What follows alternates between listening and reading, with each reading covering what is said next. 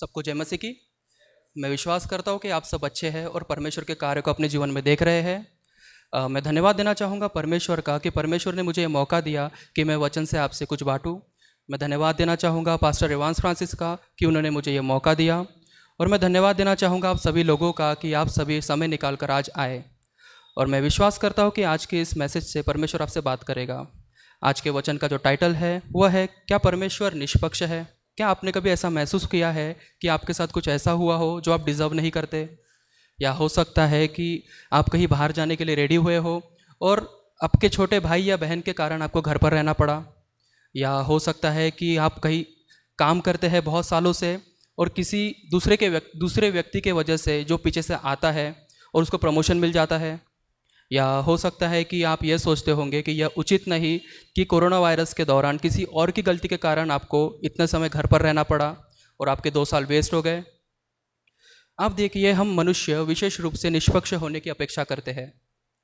हालांकि हम आज के इस मैसेज में देखेंगे कि परमेश्वर निष्पक्ष नहीं है। हमारा आज का जो मैसेज है वो मत्ती 20 का 1 से 16 के ऊपर आधारित है। बारी के मजदूरों का दृष्टांत।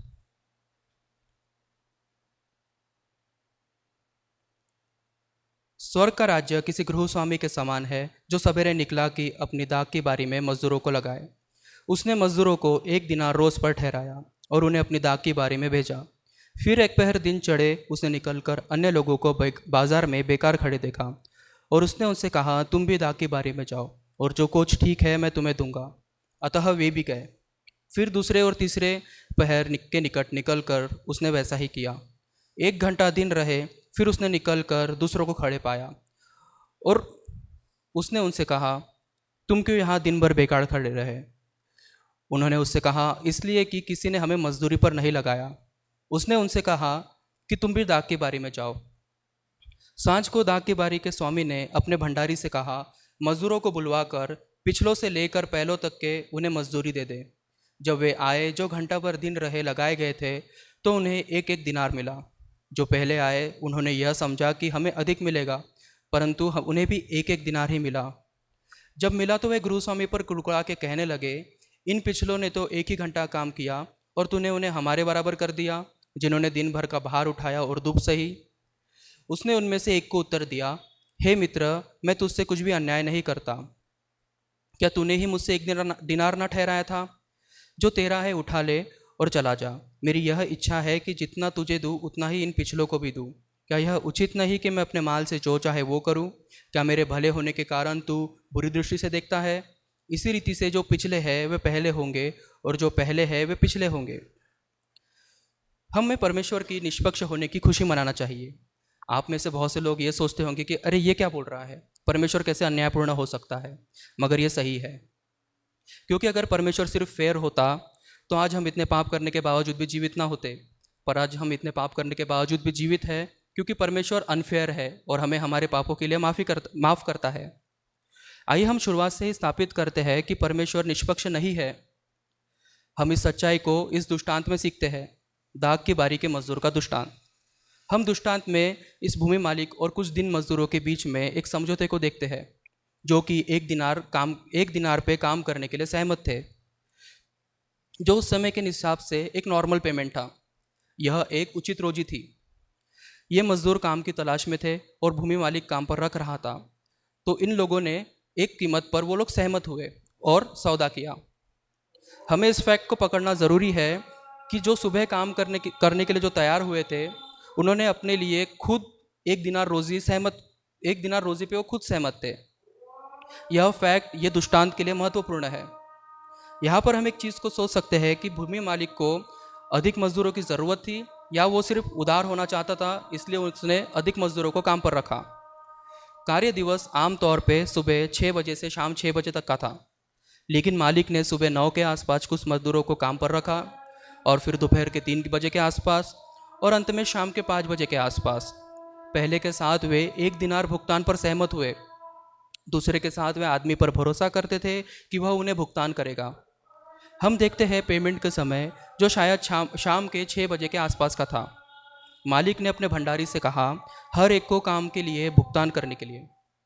अब यहीं से कहानी थोड़ी इंटरेस्टिंग हो जाती है।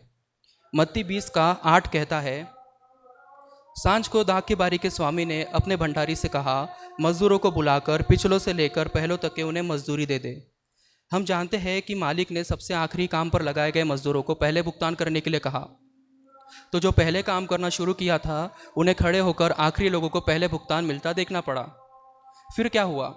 जिन लोगों ने केवल 1 घंटा काम किया था, उन्हें अपने काम के लिए 1 दिनार मिला। दूसरे ने सोचा, अच्छा, अगर इन्हें 1 दिनार मिला है तो हमें निश्चित रूप से अधिक मिलेगा। हो सकता है हमें 10 गुना मिले या उससे भी अधिक मिलेगा। वास्तव में 10वां वचन कहता है कि जो पहले आए तो उन्होंने सोचा कि उन्हें अधिक मिलेगा, लेकिन उन्हें भी 1-1 दिनार मिला। यहाँ पे हम एक चीज़ को समझ सकते हैं कि बहुत बार हमारे साथ भी ऐसा ही होता है। हम मनुष्य की एक बात है, हम खुद को स्पेशल समझते हैं। बचपन से ही हमें बताया जाता है कि तुम स्पेशल हो। बचपन से ही हम सुपर हीरो वाले कार्टून्स देख के, सुपरमैन, बैटमैन, इन लोगों को देख के हम खुद को भी स्पेशल समझने लगते हैं। पर क्या होता है कि जब हम बड़े हो जाते हैं तो हमें समझ में आता है कि हम स्पेशल नहीं है। हमारे जैसे बहुत से लोग इस दुनिया में हैं और हमसे अधिक जो इंटेलिजेंट लोग भी इस दुनिया में अवेलेबल है। और इसमें प्रॉब्लम यह है कि जब हमारे दिमाग में ये भर जाता है तो हम अपने को आपको दूसरों से बेहतर समझने लगते हैं और दूसरे को हम तुच्छ आंकने लगते हैं।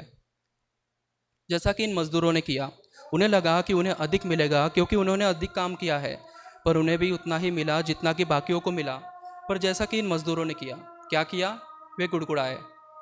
वैसे ही प्रियो हम भी करते हैं। क्योंकि हम खुद को स्पेशल समझते हैं तो हम चाहते हैं कि हमें दूसरों से अधिक मिले, और जब हम किसी और को अधिक मिलता हुआ देखते हैं तो हम उन्हें देख के कुड़कुड़ाने लगते हैं। फिर हम आगे पढ़ते हैं, जो पहले काम करना शुरू किया था उन्होंने बारी के मालिक के लिए अपनी खुद की उम्मीदें निर्धारित करना शुरू कर दी थी, क्योंकि उन्हें लगा कि वे अधिक के पात्र है। एक बार जब वह उन्हें मिला जिस पे वो खुद सहमत थे, तो उन्होंने सोचा कि यह उचित नहीं। यहाँ पे हम एक चीज़ को देखते हैं, वो है अनसेटिस्फैक्शन को। हमारे जीवन में भी ऐसा बहुत बार होता है। जब हमारे परमेश्वर हमारे जीवन में कुछ करता है तो हम बहुत खुश होते हैं, परमेश्वर का धन्यवाद करते हैं। पर यह उसी समय परमेश्वर किसी दूसरे विश्वासी भाई या बहन के जीवन में कुछ करता है तो हम एकदम से निराश हो जाते हैं। एकदम से हमारे पास जो है वो भी हमें कम लगने लगता है, जैसा कि इन मजदूरों को लगा। उन्हें जितना मिला, जितना कि उन्होंने मालिक से ठहराया था, पर उन्होंने देखा कि दूसरे मजदूरों को उतना ही मिला है, तो वे कुड़कुड़ाने लगे। बारी के मालिक ने उन पहले मजदूरों को काम पर रखने के लिए बाध्य नहीं था, और काम पर रखने के बाद भी वह उन्हें अधिक भुगतान करने के लिए बाध्य नहीं था। इसके अलावा यह भूमि मालिक का पैसा था, वो इसके साथ जो चाहे वो करे। बारी के मालिक कुड़कुड़ाने वाले मजदूरों से कहता है, मत्ती 20:15 में, मैं क्या क्या यह उचित नहीं कि मैं अपने माल से जो चाहे वो करूं? क्या मेरे भले होने के कारण तू मुझे बुरी दृष्टि से देखता है? इसी तरह परमेश्वर हमें अनंत जीवन और अन्य आशीषों से आशीषित करते हैं। ये सिर्फ परमेश्वर की दया के कारण है। परमेश्वर की कृपा निष्पक्ष नहीं है, यह हमारे लिए अच्छी बात है। आप सोचिए, अगर परमेश्वर हमें वही देता जो हम उसके पवित्र न्याय के पात्र हैं, तो हम परमेश्वर से दूर और अनंत काल के लिए नरक के दंड के योग्य थे। क्योंकि हम पापी हैं, मगर उन पापों से बचाने के लिए परमेश्वर ने अपने इकलौते पुत्र को हमारे लिए दिया कि जो कोई उस पर विश्वास करे वो बचाया जाए।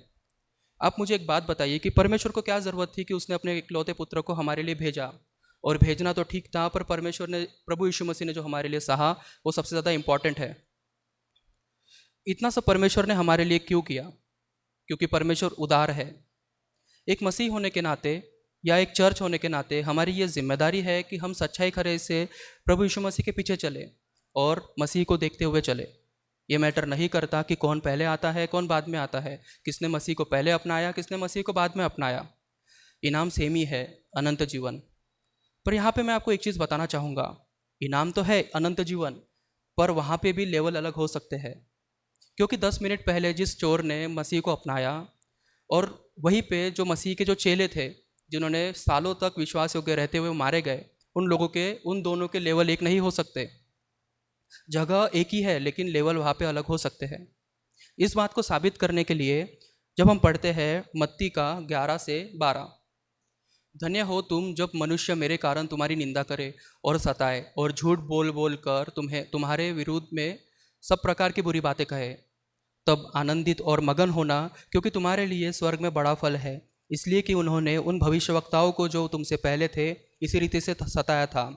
फिर हम पढ़ते हैं मत्ती 16:27, मनुष्य का पुत्र अपने स्वर्गदूतों के साथ अपनी पिता की महिमा में आएगा और उस समय वह हर एक को उसके कामों के अनुसार प्रतिफल देगा। फिर हम पढ़ते हैं पहला कुरिन्थियों 15 का 41 और 42। सूर्य का तेज और है, चांद का तेज और है, और तारागणों का तेज और है, क्योंकि एक तारे से दूसरे तारे के बीच में अंतर है। मुर्दों का जी उठना भी ऐसा ही है। शरीर नाशवान दशा में बोया जाता है और अविनाशी रूप से जी उठा है। ये वचन दर्शाता है कि स्वर्ग के भीतर अलग अलग अनुभव और महिमाएं हैं, जो कि व्यक्ति की वफादारी और आत्मिक जीवन के ऊपर आधारित है। मत्ती 20 का 20 से 23 हम जब पढ़ते हैं, उसमें हम देखते हैं कि एक माँ जब यीशु मसीह के पास आकर कहती है कि जब तेरा राज्य आएगा तो मेरे इन 2 पुत्रों को अपने दाएं और बाएं बैठाना। पर वहाँ पे प्रभु यीशु मसीह उनसे कहते हैं कि ये मेरे हाथ में नहीं, वरन मेरे पिता के हाथ में है। इस चीज़ का आंसर हमें यहाँ पे इन वचनों में मिलता है कि स्वर्ग तो सभी के लिए है जो यीशु मसीह को फॉलो करते हैं या यीशु मसीह को जो अपनाते हैं, मगर वहाँ पे लेवल जो लेवल है वो परमेश्वर अपने आत्मिक जीवन और अनुभव वफादारी और आत्मिक जीवन के ऊपर निर्धारित डिसाइड करेंगे। परमेश्वर किसी भी समय किसी को भी अपनी कृपा देने के लिए स्वतंत्र है, और जो गिफ्ट है वो सबसे मूल्यवान है। ये मैटर नहीं करता कि हम उसे कब प्राप्त करते हैं। हमें इस सुंदर गिफ्ट को खोना नहीं चाहिए, जो कि यीशु मसीह और परमेश्वर के साथ अनंत जीवन है। यह सबसे बेस्ट गिफ्ट है, और अगर हमारा पूरा जीवन भी इसे पाने में लग जाए तो ये वर्थ इट है, मतलब हमारा जीवन सफल है। हमारे पापों की गंदगी के बीच में भी इस गिफ्ट की जो सुंदरता हमें दिखाती है कि परमेश्वर की कृपा कितनी महान और कितनी अन्यायपूर्ण है। हम परमेश्वर की कृपा के पात्र नहीं थे, फिर भी परमेश्वर ने हम पर दया किया। हमें परमेश्वर की अन्यायपूर्णता की खुशी मनाना चाहिए। हालांकि परमेश्वर की कृपा केवल हमारे लिए नहीं है जो हमें हमारे अगले पॉइंट पर ले जाती है। हमें परमेश्वर की अन्यायपूर्णता को शेयर करना चाहिए। हमें परमेश्वर की कृपा और दया अपने लिए रखने की कोशिश नहीं करनी चाहिए। हमें इसे दूसरों के साथ बांटने का प्रयास करना चाहिए। हमें इन मजदूरों की जैसे शिकायत नहीं करना चाहिए। हमें उन लोगों से ईर्ष्या नहीं करना चाहिए जिनके लिए परमेश्वर दया और अपना अनुग्रह बढ़ाता है। हमें परमेश्वर के पुरस्कार को सिर्फ अपने लिए ही सिक्योर करके नहीं रखना चाहिए। अगर हम चाहते हैं कि परमेश्वर अपनी दया हमें भी दिखाए, तो परमेश्वर की स्तुति करें। यदि वो किसी के लिए अनुग्रह बढ़ाता है तो उसमें हमें आनंदित होना ज़रूरी है। परमेश्वर की कृपा की महान बात यह है कि उसके लिए सबके पास पर्याप्त है। परमेश्वर बहुतायत से देने में सक्षम परमेश्वर है। हमें यीशु मसीह की मुफ्त अन्यायपूर्ण कृपा का सुसमाचार बांटने के लिए उत्साहित होना चाहिए। हमें यीशु मसीह की हमें अपने पड़ोसियों को, अपने दोस्तों को, अपने परिवार के हर एक लोगों को हमें अधिक से अधिक परमेश्वर के बारे में बताना चाहिए। हमें सुसमाचार लेकर दूसरों को सिखाकर राज्य के अन्य भागों में, देशों के अन्य भागों में और दुनिया के अन्य भागों में सुसमाचार बांटने के लिए तैयार करना चाहिए। आइए हम परमेश्वर की अन्यायपूर्णता को अधिक से अधिक बांटें। हमें दूसरे के प्रति घृणा नहीं करनी चाहिए, और अगर परमेश्वर किसी के लिए कुछ अच्छा करे तो हमें जलना नहीं है, हमें और आनंदित होना ज़रूरी है। हमें परमेश्वर की अन्यायपूर्णता की खुशी मनाना चाहिए और परमेश्वर की अन्यायपूर्णता की कृपा दूसरों तक पहुंचाने वाले बनना चाहिए। परमेश्वर सभी अच्छाई का दाता है। वह सभी कृपा, दया, आशीर्वाद, पुरस्कार, क्षमा, अनंत जीवन, प्रेम सभी का दाता है। हम क्या है? हम तो पापी मनुष्य है। वह हमारा सृष्टिकर्ता है। फिर भी परमेश्वर ने अपनी कृपा के हमें वो अनुग्रह दिखाया है जो हम डिज़र्व नहीं करते। हमारे लिए उसका प्यार अन्यायपूर्ण है क्योंकि हम उसके लायक नहीं है। हम कभी भी इतने मूर्ख ना बने कि परमेश्वर से यह कहे कि हम चाहते हैं कि वो हमें वो दे जो हम डिज़र्व करते हैं। यदि आपने परमेश्वर की कृपा को अनुभव किया है तो धन्यवाद और आनंदित और विश्वास में रहे। और यदि परमेश्वर की कृपा को आपने अनुभव नहीं किया है तो आज परमेश्वर आपके लिए एक नया रास्ता खोल रहा है। वह चाहता है कि आप उसे अपनाएं और आपके लिए उसका पुरस्कार सुंदर और अनंत है। परमेश्वर इन वचनों से आशीषित करे। आमीन। तो आप विवाह के लिए आगे कदम बढ़ाने को तैयार हैं। बधाई। इससे पहले कि आप अपनी शादी के दिन की तैयारी में जुट जाएं, योजना बनाएं और परेशान होने लगें, एक सबसे महत्वपूर्ण बात न भूलें, आपकी शादी। एक अध्ययन के अनुसार विवाह पूर्व परामर्श या वैवाहिक थेरेपी पूरा करने वाले जोड़ों में तलाक की संभावना 31% तक कम होती है और कोर्टशिप टू मैरिज इसमें आपकी मदद करता है। हमारे कोर्स और पाठों में विवाहित जीवन के संघर्षों, वास्तविकताओं और रोजमर्रा की दिनचर्या जैसे कई विषय सम्मिलित किए गए हैं। इस कार्यक्रम पर कई जोड़ों का भरोसा रहा है, जो जिंदगी के इस नए स्तर पर जाने के लिए तैयार हैं। लेकिन इसके लिए सिर्फ हमारी बात को ही न माने, आप अपना पहला पाठ मुफ्त सीख सकते हैं। एक बार जब आप कोर्टशिप टू मैरिज के साथ रजिस्ट्रेशन करते हैं तो आप हमारी 30 दिन की मनी बैक गारंटी द्वारा भी सुरक्षित रहते हैं और आप तैयार हैं एक सुखी वैवाहिक जीवन के लिए। courtship2marriage.com पर आज ही अपना पहला लेसन शुरू करें।